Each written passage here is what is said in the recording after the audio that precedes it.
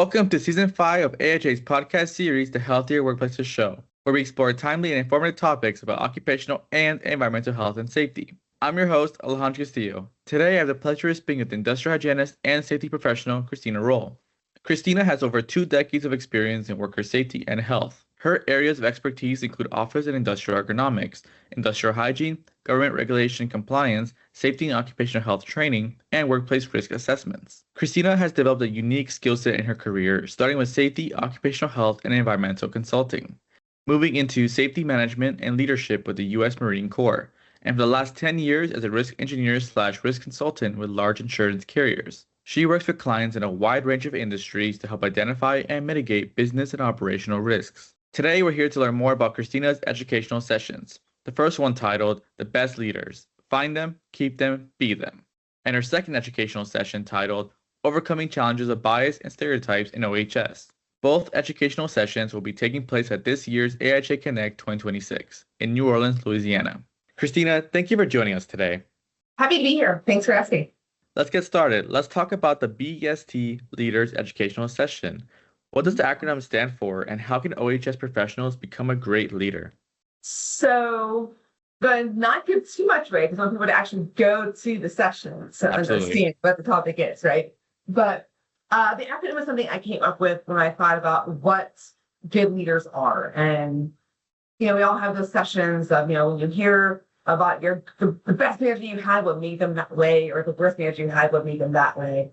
And so my intent with this session is to really kind of just say, what are those traits that really make the best leaders? And so what I came up with is they are brave, they are empathetic, they are self-aware, and they are trustworthy. So there's your acronym, B.E.S.T, brave, empathetic, self-aware, and trustworthy. So on how to be those types of leaders, that's what we're going to be talking about in the session, about how you be brave. Because in our profession, being a safety and OEHS professional takes bravery. You have to stand up and say, stop work. You have to stand up and say, they are overexposed. We need to put protection in place. We need to stand up and say, this program is not working. And this is why it's not working. So, hey, management, we need some funds and some resources to make this better, right? That takes bravery.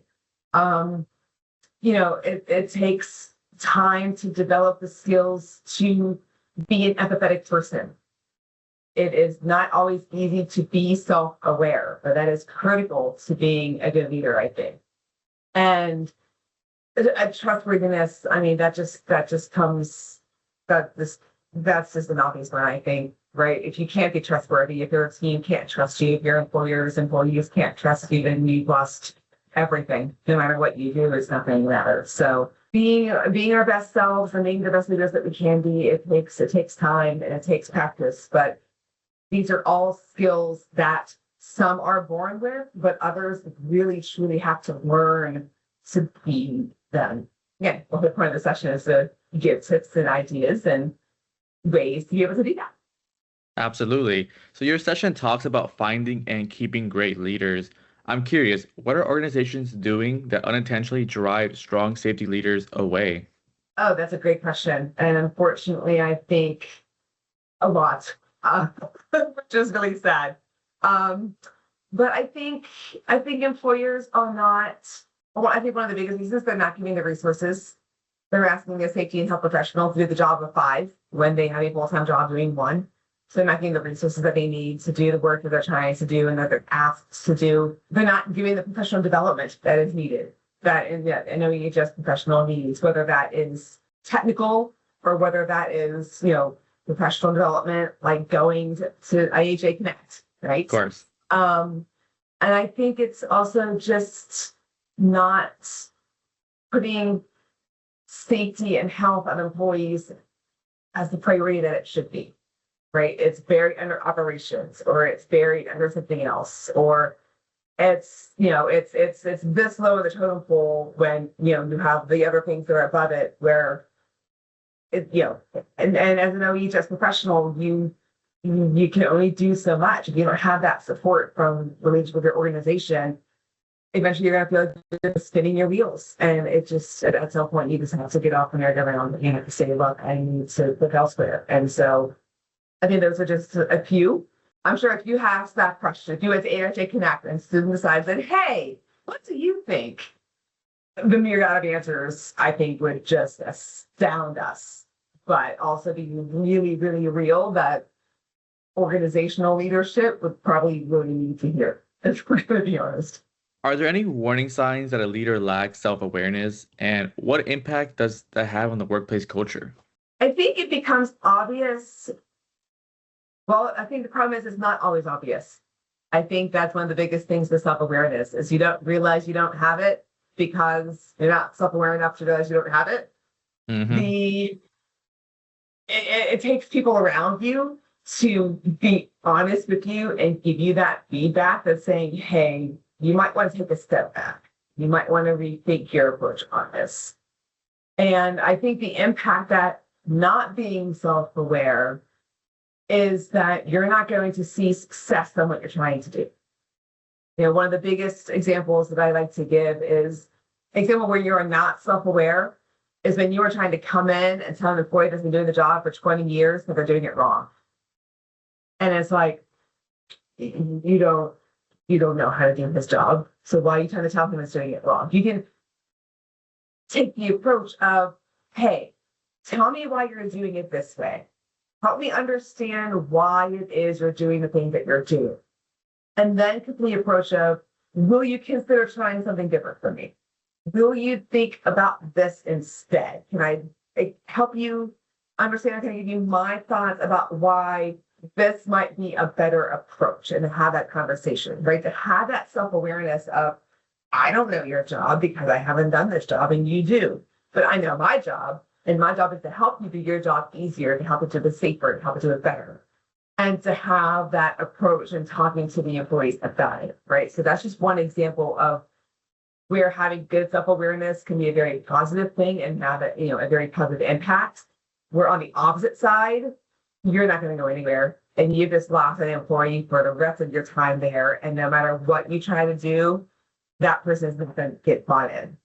And you're just going to be spinning your wheels and fighting over and over again because of that one particular instance, right? So maybe I hope that kind of answers the question, but of course, again, these are all things that, again, during the session, come and see us, is we're going to be talking through a little bit more, I think.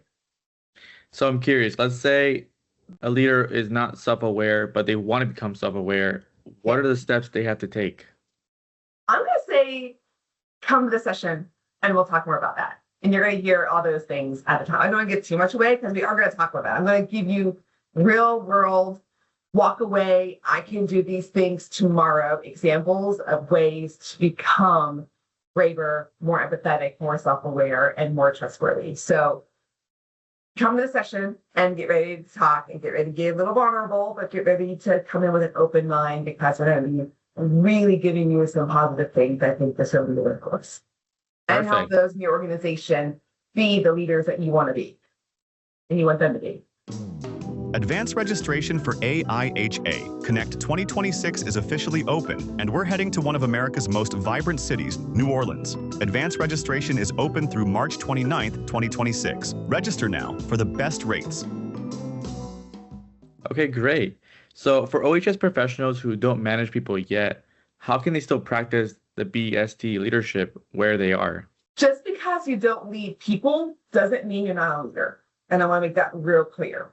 I haven't led a team since my third job out of college, which was a long time ago. But I have led programs. I have led in a volunteer manner. And I lead in how I do my job in my organization because I'm only one of the few people that do the job that I do, right? So just because you don't lead people doesn't mean you are not a leader in what you do. So don't think you don't need to come and listen to leadership speak whenever you don't lead people. That has something to do with it. With that being the case, I think the characteristics that make good leadership, and it's the four that come from the B.E.S.T, but also a lot of others we're going to talk about during the session.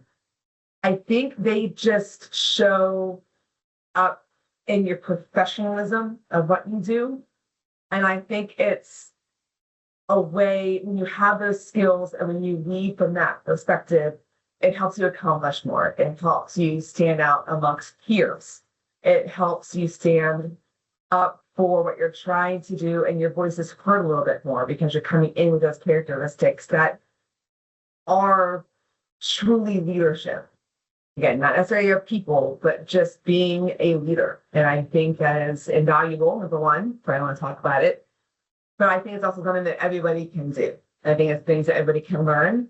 And so I really hope that, this session is going to apply not just for people managers or people leaders, but leaders of programs, leaders in volunteer roles, volunteer leader at AIHA. I'm vice chair of social concerns, and I've been involved with other ones. I don't lead the team of social concerns, right? I just am the person that says, hey, we're going to help work together, and I use the other volunteers of the group to get things accomplished, right? We're not, I'm not their boss in any way, shape, or form. So again, I really feel that these are truly applicable to everybody across the board, no matter where you are. But definitely it's for those who see themselves wanting to be more leader driven or want to be in a leadership role at some point.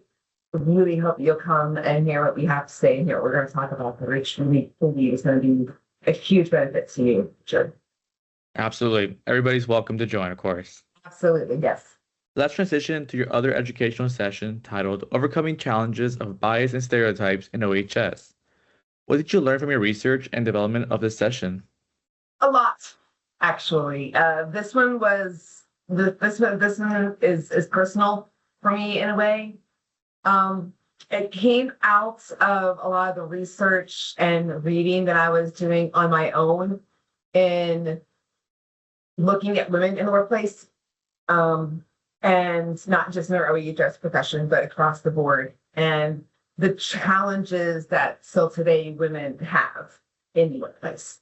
And so it kind of came out of that research that really kind of got my passion for, hey, this needs to be talked about more. And then as I started looking more into that, the whole bias came up with, and why bias is so important to recognize, because whether we recognize that we had it or not, we all did.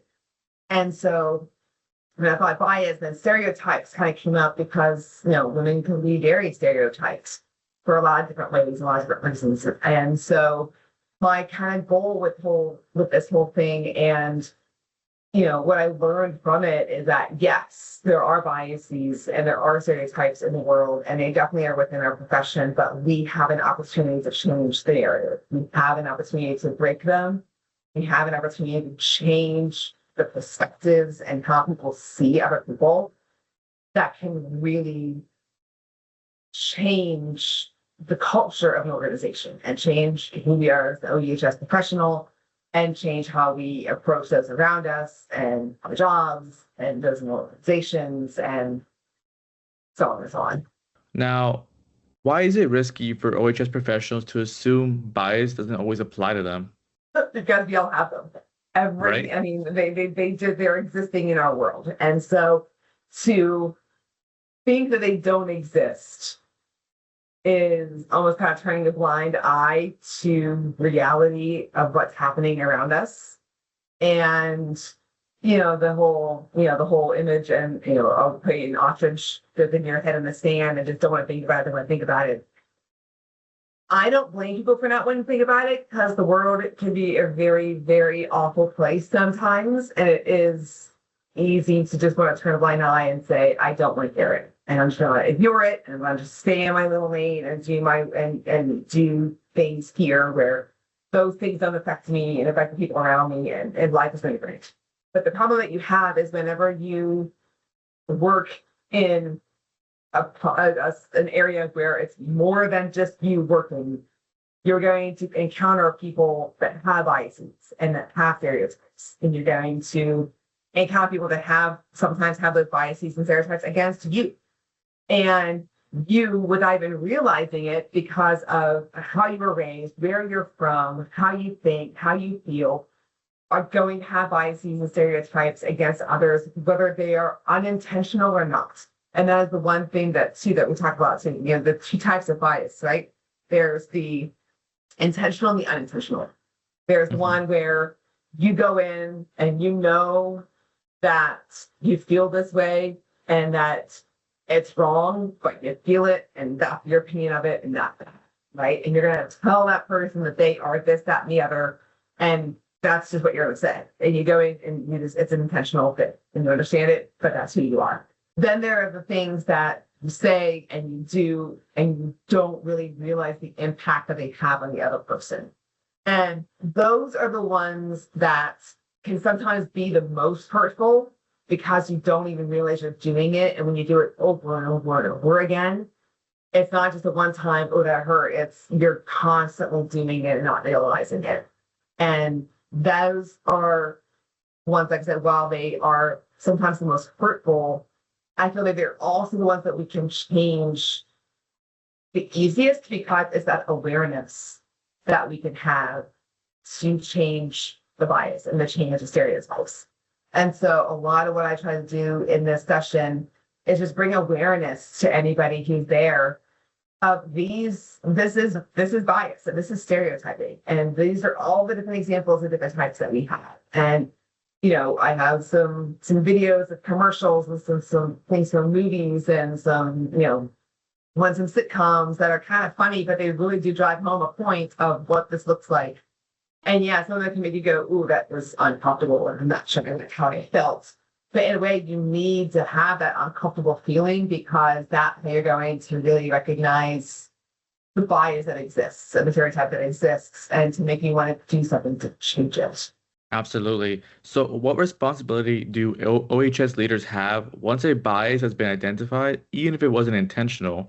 And how does self-awareness connect directly to recognizing bias?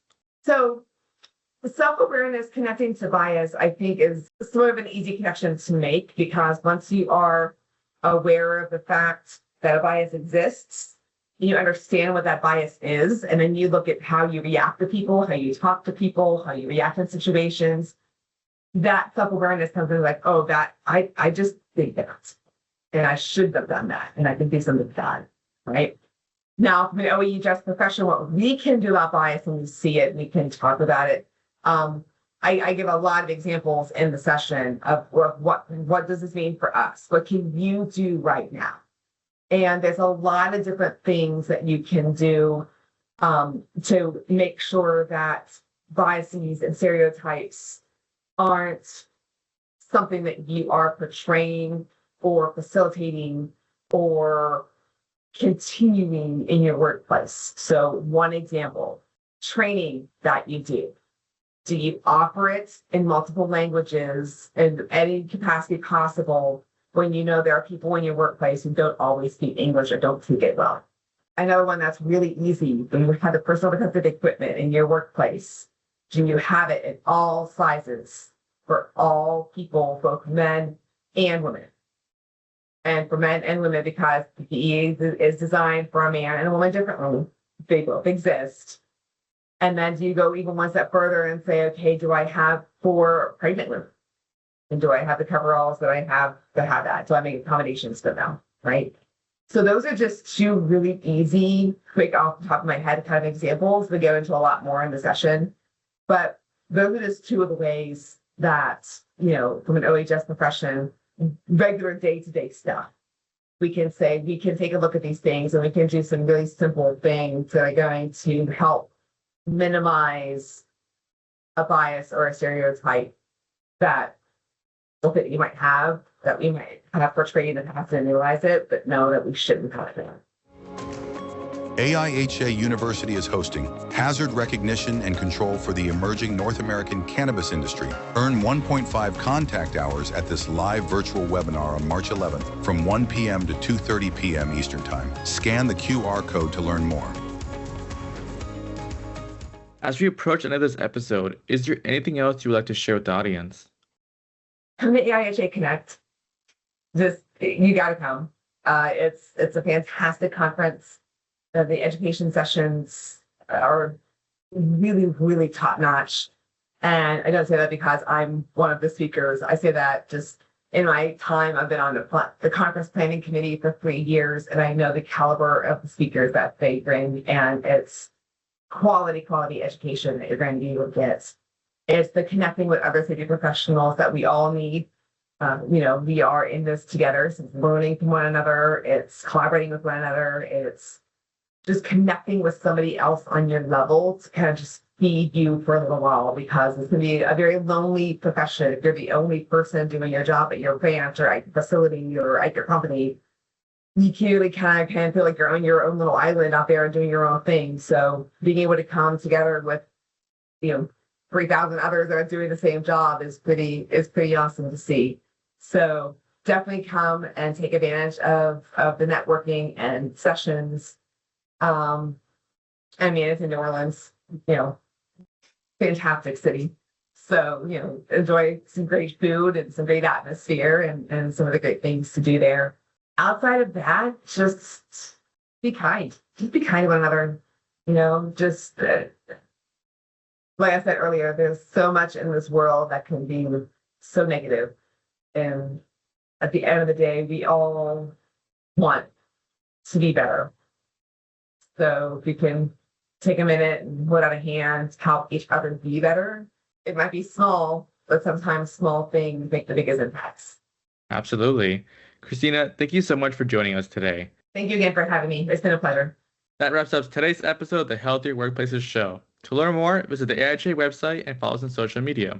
Thank you for tuning in, and as always, remember that healthier workplaces mean a healthier world. Until next time.